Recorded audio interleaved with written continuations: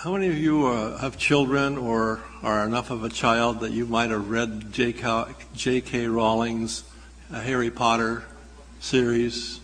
There are a few of you. In the Harry Potter series, the main, not protagonist, but antagonist in the whole series is one Lord Voldemort. He is such a nasty protagonist, such a horrible person, if you want to call him a person. So just scary, horrible, that no one dares speak his name. So it is he who cannot be named. Now, what are we talking about? We're talking here about something that a lot of people, including Hugo Chavez, have been talking about for quite a few years now. It's fourth generation asymmetric war.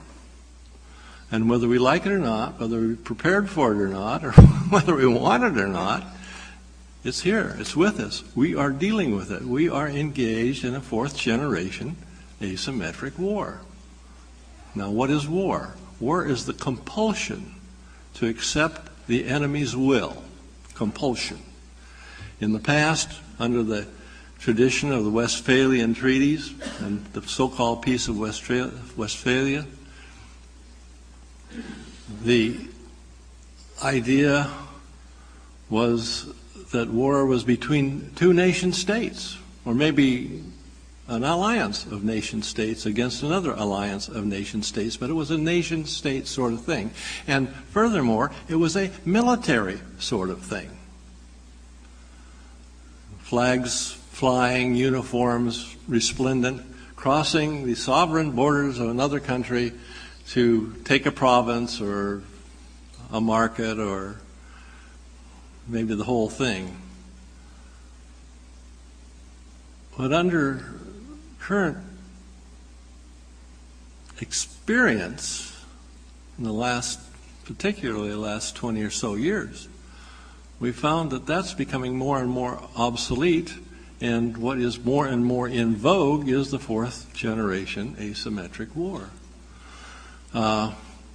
We do not want to admit, apparently, that we are engaged in such a war, and when we don't do that, we don't have to worry about it, do we? But don't we? Yes, we do indeed. And the charge that Mr. Chavez gave to the officer corps in 2005 at the military academy in Caracas, when he charged every member of the officer corps in Venezuela to learn fourth generation asymmetric war and develop doctrine to deal with it.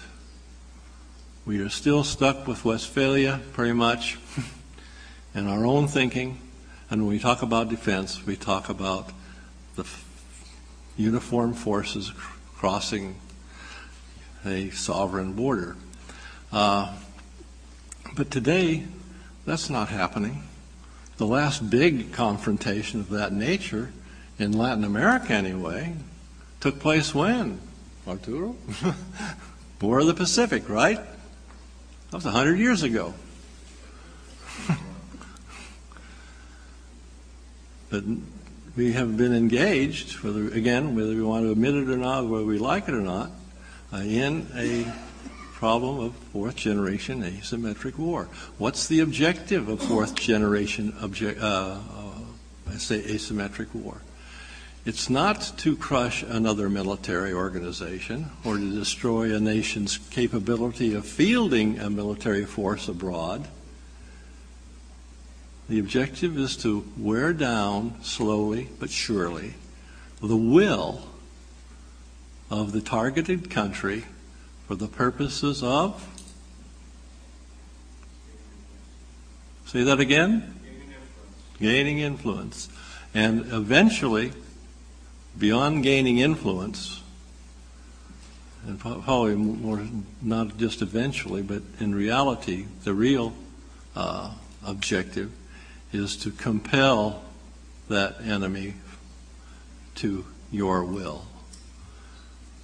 And whether that type of war is as bloody as traditional shock and awe or whatever, whether it's not as bloody as the World War II was, or Korean War was, or some of the other wars that we've all been engaged in were, the fact is that compulsion, whether it's more benign or not, is still compulsion. And something we ought to give some thought to. Now then, our objective is to control or strangely come to the point of influencing another enemy or entity to your will. The common denominator in all this is a thing we call destabilization. We don't run uniformed forces across borders anymore, or not very often anymore anyway. And military forces are not uniformed. They're not all male. They're also female. They're not all adult. They're also children. And we've got to understand these things, and we've got to deal with them. And the only way we can deal with them effectively is because, since they are transnational problems, what kind of solutions do we need? Ta-da! Transnational solutions. And Ambassador Anaudi has suggested not only that we go that direction, but we take another step further. We have to use brain power. Brain power is the main weapon in this context. Brain power. Smart power. It's not firepower. What took down the Berlin Wall? Tanks, artillery, airplanes? No, the German Deutschmark. Ta-da!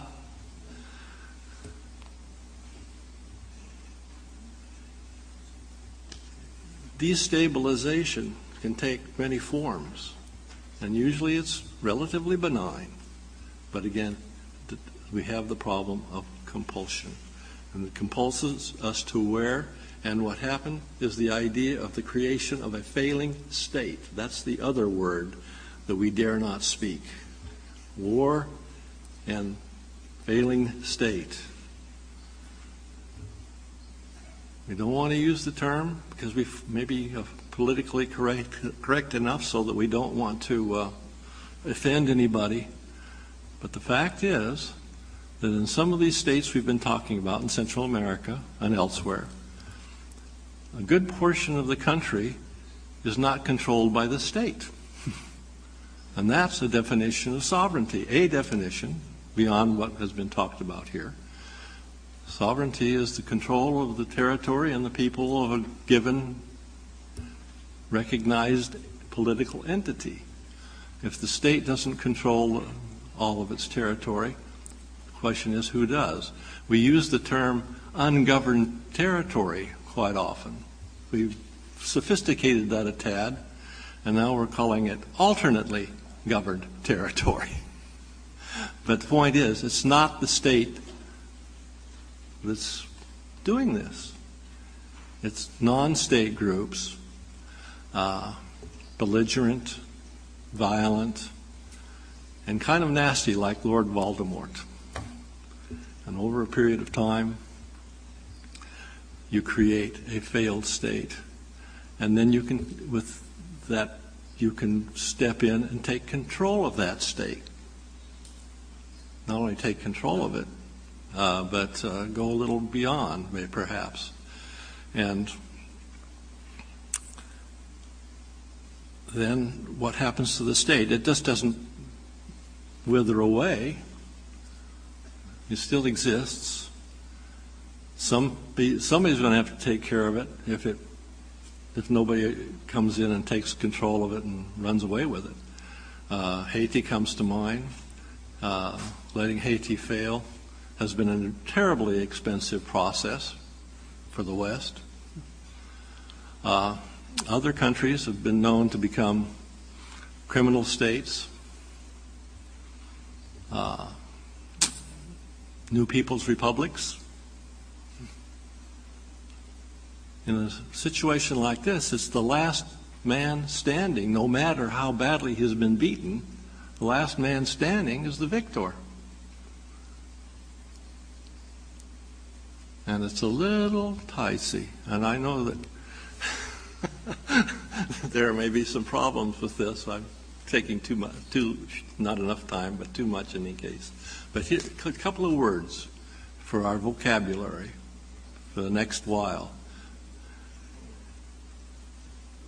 War is compulsion, whether it's non-lethal or if it is lethal as what we've known in the past. The other word is failed state or failing state. It's not an event, it's a process. And if you do it slowly and quietly enough, people will go to sleep, in the words of one of my favorite philosophers, Hugo Chavez. If you do this well enough, long enough, slowly enough, benignly enough, your enemy will wake up dead.